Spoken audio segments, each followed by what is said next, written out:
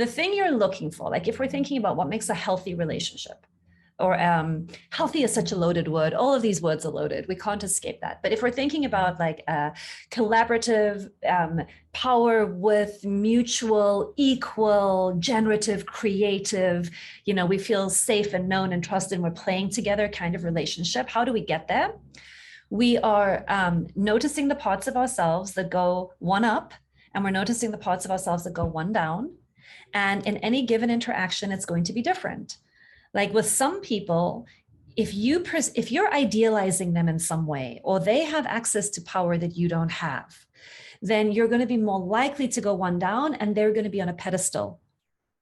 And if you're out of touch with your own power and you're out of touch with your own agency, which all of us are at times, in those moments, they will be on a pedestal and we will resent them. We will resent them because we will see them as having more access to decision-making, resources, whatever it is, than we do. And we will move into the position of like feeling victimized or like a child.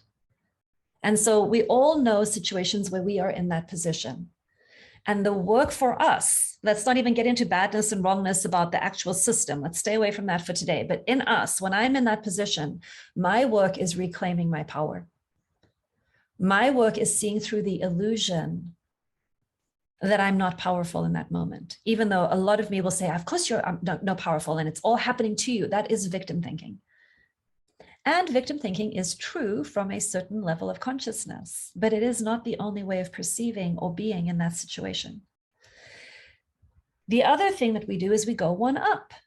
We think, and I'll talk, I hope playfully, a little bit about how we do that when we're sort of in the mental health field, or when we're in the nonviolent communication field, or when we're in the academic field.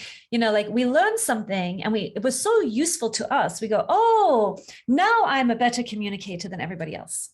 Of course, you never hold it that way in your head. But now I found this way of being that is superior to everybody else. And what I'm going to do is I'm going to bring this way of being, this way of thinking, this idea, this pet project that I have, I'm going to bring it to everyone else. Like we all have an evangelical preacher in us, okay? We all have this part that is like, I'm going to bring the message. Okay, so you want to own these parts with a lot of love and compassion. You want to make room for them in you. And what we sometimes want to do is judge them or get rid of them or see them as bad. And I would encourage you not to do that. Make peace with your pieces, all of them.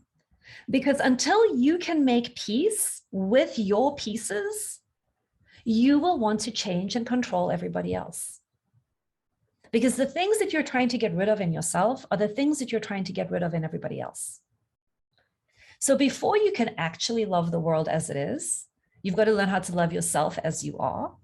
So you make peace with all of your pieces. And the more that I'm at peace with, oh yeah, that's the part of me that got really superior and critical, sorry about that, I can stay in relationship with you and be imperfect. But if I have a lot of shame or a lot of rigidity or a lot of judgment and I'm fragmented, and you point out one of my fragments to me, I'm going to defend. That's going to be so threatening. We're going to disconnect around that. Because it's going to be so hard for me to be seen, for you to see something that I thought I got rid of. And that's going to bring up so much shame. I'm going to make you the enemy. I'm going to avoid you. I'm going to see you as critical. I'm going to see you as judgmental. I'm going to see you. See what I mean? I'm going to try to get distance from it because I'm not ready to integrate that part yet. And so I experience you as a threat. Making peace with our pieces is foundational to being nonviolent, strong, loving people. It is foundational to knowing how to rise up out of the victim mentality when we're in systemic power conditions, and also how to bring ourselves out of grandiosity and superiority and the abuse of power when we find ourselves in those positions. And we cannot work creatively with being bullies or being victims until we can see how we are both of those.